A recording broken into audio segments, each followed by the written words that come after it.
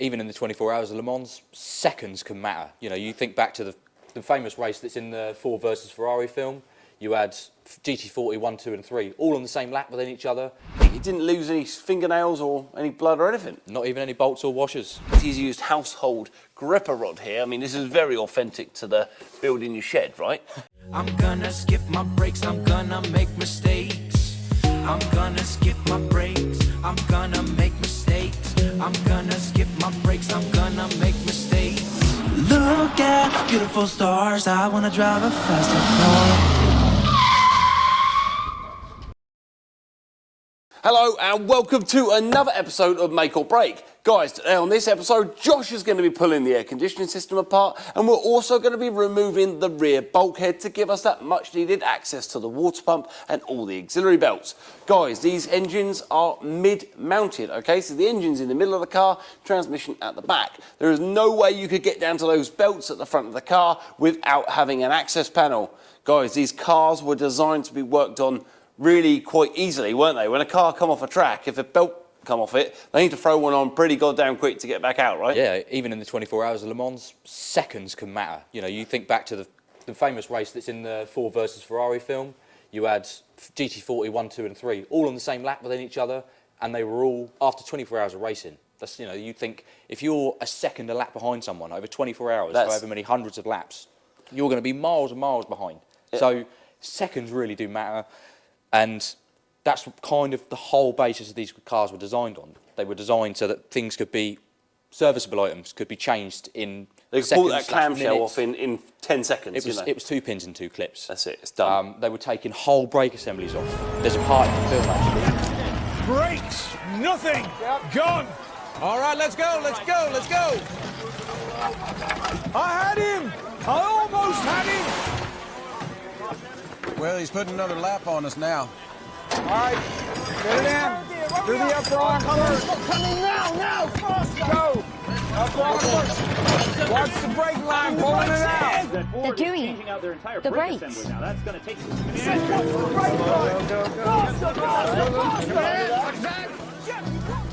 Commentatore, ma non è regolare. Ma perché per favore chiamali e diglielo che stanno cambiando tutto il blocco dei freni, che è contro il regolamento. Cosa sta succedendo? Cosa state facendo? Ça va d'accord? No. C'est contre les règles. It's against the rules. You know, just change Oh, things. no. You show me where it says in your book that we cannot swap out the system and then you can disqualify. This is not legal. Calm down. This is not You show me legal. where it says in that little rule book where I can't swap out my upright assembly. A part is a part, be it a brake caliper, a rotor, or an upright assembly, and I can swap out any damn thing I want to. It's funny, when you look at the engineering this car has in it for the 60s, is unbelievable. And I know this is a modern equivalent and it's been built in someone's shed, but he's done a brilliant job to keep that in the right time. Yeah, keeping the spirits of it. So around here, Josh has today been working on removing the air conditioning pump. And, you know, a lot of people wouldn't understand that a kit car would have air conditioning. What you have here is the big air conditioning pump itself, and it is really, really well, you know, accessible. It's hidden down the side of the engine on 2 brackets that Ivan's made himself. But what we've done here, okay, is Josh has taken off the bulkhead panel, which we're going to show you in a minute. And as he's removed that bulkhead panel, it's given him more access to the belts. There's no way he could remove that air conditioning pump because it's under strain, because the belt itself holds that against the engine tight. If that belt isn't tight, okay, you should always have like about a quarter of a turn when you twist the auxiliary belt. But if that belt is tight to it, even if you take all the bolts off, it's still going to hold itself against the engine nice and tight. So I'll show you that. I'm going to recap to the video now, just showing you how Josh took that apart, and then I'm going to take you inside the car and show you how Josh has taken the bulkhead panel off. So, when you pull the seats forwards, you can see there's a step in the bulkhead. Well, that step unbolts, and then as that step comes out, you should be able to get into the front of the engine, but from inside the cabin.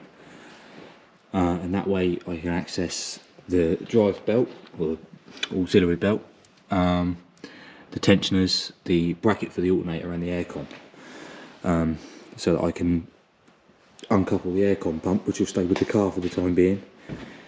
Get to the front of the engine and undo anything else, rad hoses, things like that need to come off. Ready to dismount the engine and lift it out. So that's going to be this evening's job. So Josh did an amazing job. He got it off in style and practicality. He didn't lose any fingernails or any blood or anything. Not even any bolts or washers. Did an amazing job. Right, now we're on to the next part. So he's removed that, and we're going to show you what he's done and how he removed the bulkhead panel. So we're going to just flip to that as I'm talking, okay? I'm going to show you how he removed it in real time. And then basically some of the most important things on this car are the fundamentals of comfort too, okay? If you're going to be in a car for 24 hours, you want to be comfortable, right? As comfortable as you can. As you can when your pedals are over to one side and your steering wheel's over 3 or 4 inches. Actually, that's quite a good point to make. Notoriously in these cars, your driving position is not straight. So for right-hand drive cars, most of the GT40s that were built at right-hand drive, the pedals are actually over to the left. So you don't sit straight like you would in a normal car. You kind of sit over a little bit like that. So your steering wheel's in front of you, but your legs are over to the left. And that's basically because where your feet would be is a wheel well. Because they're such a small, compact car, you think if you can try and get the camera through there, in a normal car, your feet would be here. And as you can see, the chassis and the bulkhead are where your feet would be. So the pedals are actually inboard. I'm going to sit just here, just to show you what he means, okay? So a normal car, imagine this is where my seat is going to be. My feet, my stupid Ugg boots, which are very comfortable, by the way, so just bear with me. As you can see, if you go down forward now to down there, Karl, you're going to see that where my feet are, the pedals are really far to the left by about 6 inches. So that gives you a reality check that these cars do have some level of comfort, like my Ugg boots, but not very comfortable. What we're also going to show you, okay, is in here, okay, on a Mark 1 and a Mark 2 GT40, which we saw at Total Head Turners, the gear lever is here, okay? So you've got it in your right-hand side. So if you can imagine a normal right-hand drive car in England, you would have, okay, the gear lever over to the left-hand side, okay? But on the race cars, they had them here.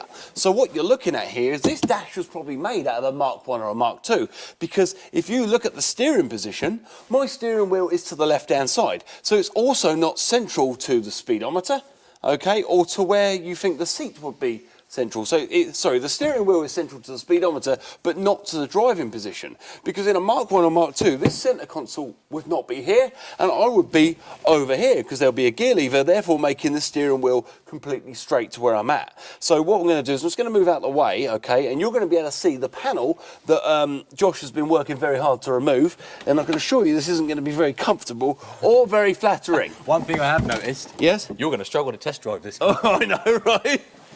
Right, so Josh. Yes. How much of a pain in the arse was it to remove this panel? Oh, not at all. Not at all, cool. Not at all. So you've got a bit of carpet, a bit of house carpet, that can go in the Couple of bin. piece of carpet, however many bolts, 10 bolts. That can go in the bin. And it literally had a little bit of bond on it, and it just came away. Wow.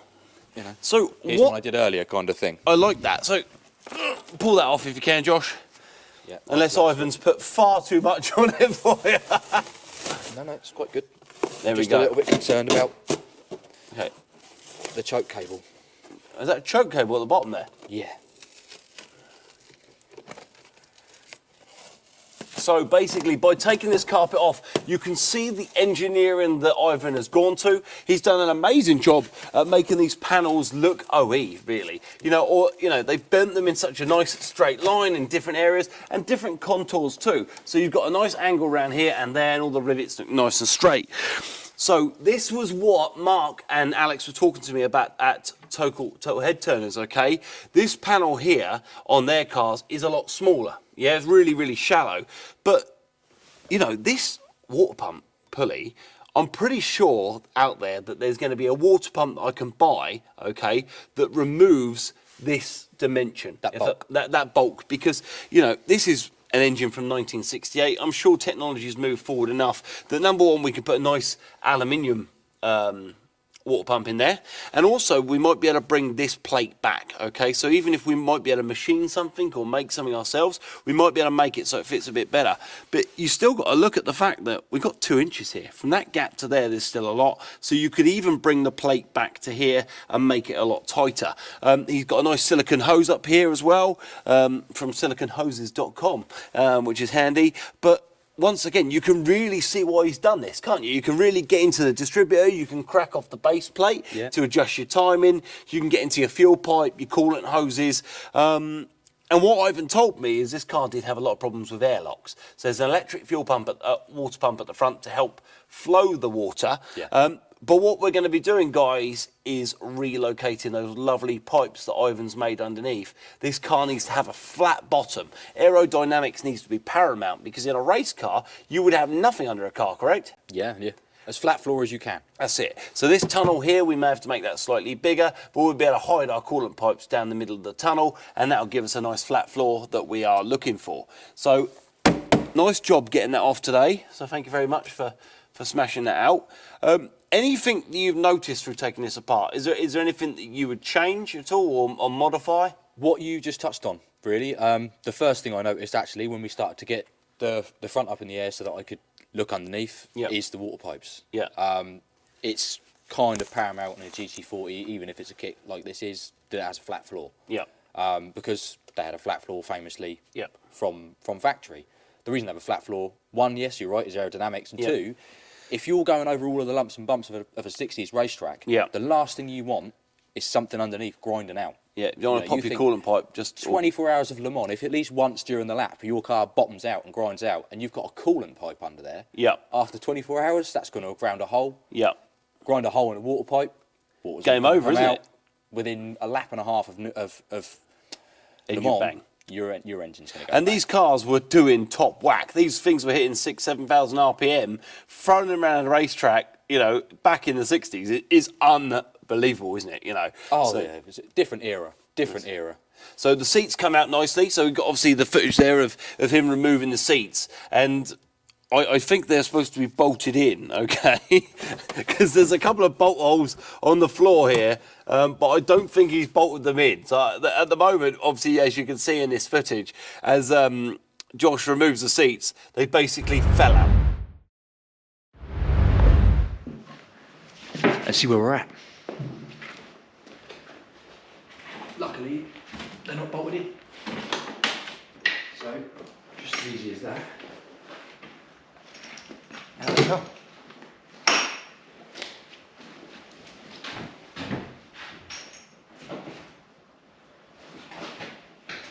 Put those in storage a bit.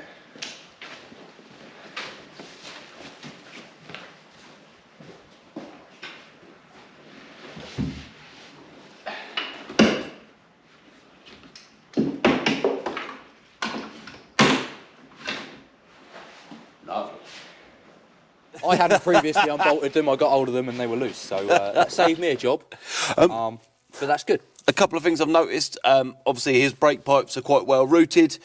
We will replace these anyway, because, you know, a nice sexy, probably stainless steel brake pipes are really, really nice, and they look the part as well. We're going to rip a load of this carpet out. I think we might do that now, actually. Just pull that bit of carpet out and just see what's hiding under here, because back in the day, you'd have had an access panel here to the tank.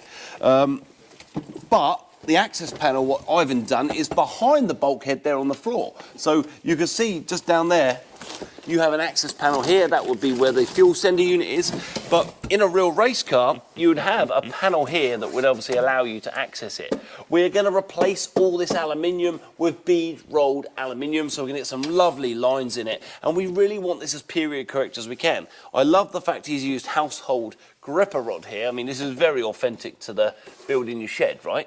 But but it is just that, right? It's a good DIY and sort of quite an ingenious way of doing it. In an ideal world, we'll make probably a stainless panel with some self-tapping screws just to define the edge of the carpet and the interior to the exterior of the car. That's it. And guys, just a little bit of a heads up. We may be flying to a very special place in the world to check out one of these original cars.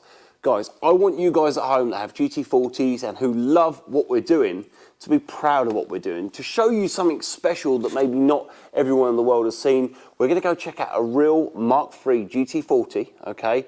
And we're going to go over it and assess the little details, just like this, okay? All the little bits and pieces on a Mark III GT40 that aren't the same on a Mark I and Mark II. So I think that's going to be quite cool to see, right? Yeah, well, we want to do something that's going to somewhat set it aside from some of the other, I'm not going to say kits or replicas, I'm going to say recreations. I love the word. Because to say it's a kit car or to say it's a replica is a little bit unfair of it, because this is a purpose-built, registered GT40. I don't know if you can spin the camera around there. It's actually got its own chassis number, and it is KVA GT40 Mark III. So the last couple of kit cars that you had, the Lamborghini for one, was registered, and underneath, not hiding it, it was a Toyota MR2. This one is not anything like that. It's not been based off another car. So I hate to say replica and I hate to say kit car, because some people love that. Technically speaking, it is built from a kit, but it is a kit of a GT40. Yeah. Forgot where I was going with it now. It'd be nice to do something that somewhat sets it apart from an originality point of view. Those purists are going to love it. If you can get yourself over to the Pizza Museum and provide me with lots and lots of pictures and info and measurements, then that'd be great, because we'll find a few things that we can do that are period correct, beneficial to the build, that we can put on the car that are beneficial to the build, that should set it apart from most of the others that are out, especially in the UK. That's it. There aren't many Mark IIIs in the UK. There's one. In recreation. Oh, replicas. In recreations, yeah.